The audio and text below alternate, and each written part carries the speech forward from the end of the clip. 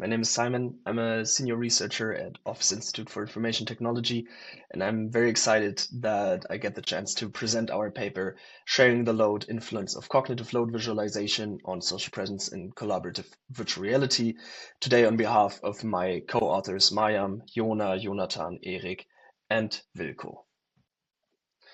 In today's society, physical distance seems to increase both privately and professionally, for instance, due to remote work, more migration, globalization.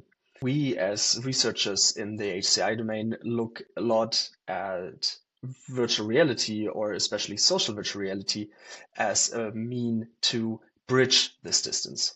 However, when looking at the current VR research, they often are rather isolating experiences and seem to lack the so-called sense of being with another or the access to the intelligence and intentions of another person. This is also referred to as social presence. One way researchers envision we could counteract this is by going beyond what is possible in current communication and real-life communication, for instance, by sharing the mental state of another user while using social VR. Examples of this in the related work, of which you can see a few here on the right-hand side, have shown that visualizing users' physiological sickness or other mental states might be able to overcome these limitations by actually explicitly visualizing them in social VR. And one measure which seems to be quite interesting here is cognitive load, referring to the total amount of mental activity imposed on the working memory through a task. This might be interesting because you could envision using this for teaching, remote collaboration, or counseling. You could, for instance, imagine that during giving a talk, like I'm doing right now, you could see my cognitive load rising or decreasing, and with this derive my inner state.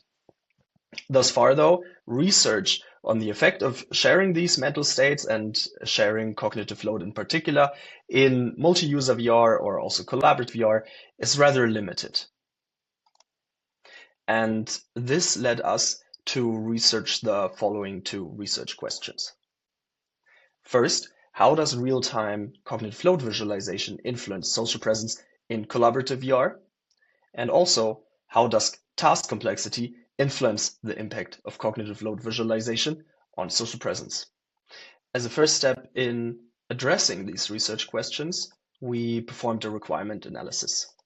First, we performed semi-structured interviews with 6 people to explore how we could optimally design such cognitive load visualizations in social VR or collaborative VR. From this, we then sketched out these 8 ideas that ranged from more abstract to more explicit visualizations of cognitive load. In a next step, we then performed an online survey where we tried to identify the visualizations with the most potential. Here we had 54 participants, and we, at the end, had the result that first pie chart design, a regular bar chart design, but also a more abstract bar chart brain design was preferred. To evaluate the designs, we then performed a lab experiment which looked somewhat similar to this setup here. We had 2 people come in, which both were equipped with an HMD that could measure cognitive load. It was the HP Reverb G2 Omnicept, which uses heart rate, pupillometry, and face tracking to derive cognitive load. And this cognitive load value was then visualized within this collaborative VR game that we had the people play. The game was actually an explanation game with 2 different difficulty levels. So the task was to explain a term to the other person and they had to guess it. And in the easy difficulty level, you had no restrictions on what terms you were allowed to use, while in the hard difficulty level, you had several words that you were banned from using, making the game a lot more difficult. This led us to the following study design. Again, we had 2 verbal explanation tasks in which we systematically compared 4 different types of cognitive load visualization. First, we had the pie chart, then we had the bar chart, and then we had the brain chart. Lastly, we also had a control condition with no cognitive load visualization. Overall, we had 30 participants for this lab experiment, and in the following video, you can see what this looks like. Eine Süßigkeit, hat manchmal Schokolade darauf und hat ein Loch da in Mitte. Kuchen. Ein Musikinstrument. Es hat Wire aus Metall. Es ist aus Holz selber. Gitarre. Kann man tragen. Ja. Das ist ein Obst. Es gibt häufig in in Büroumgebungen. Das ist ein sehr häufiges Obst, das man oft isst. Banane. Apfel. Nee. Ja, genau. Within this experiment, we employed the networked mind social presence inventory by Biocca et al. With the factor scope presence, perceived affective understanding, perceived emotional interdependence, attentional allocation, perceived message understanding, and perceived behavioral interdependence to measure social presence. Further, we also measured the mean cognitive load per each condition, and we also collected qualitative feedback with a short semi-structured interview at the end of the experiment. So our key findings from the lab evaluation are the following. First, we saw that increased task complexity decreased social presence.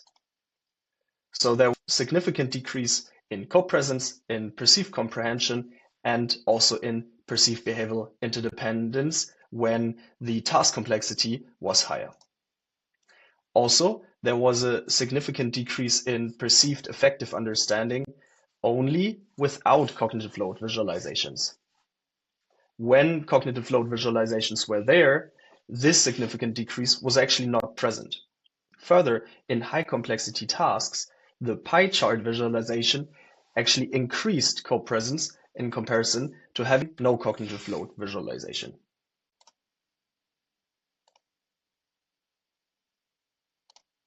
Let's discuss these findings.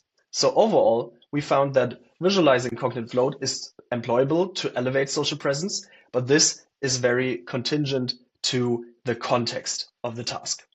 So what we found was pie chart visualization by low task complexity did not impact social presence.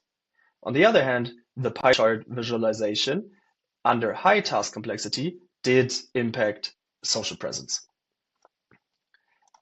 So what we derived from this was that cognitive load visualizations can actually help to uphold the transmission of social presence, of co-presence, but also of the intention and emotion that is delivered in high complexity tasks.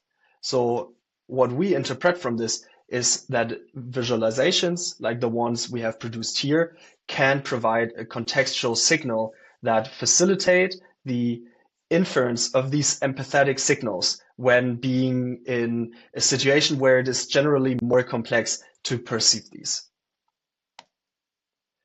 So to summarize, we had the objective to investigate the influence of real-time cognitive load visualizations on social presence in collaborative VR.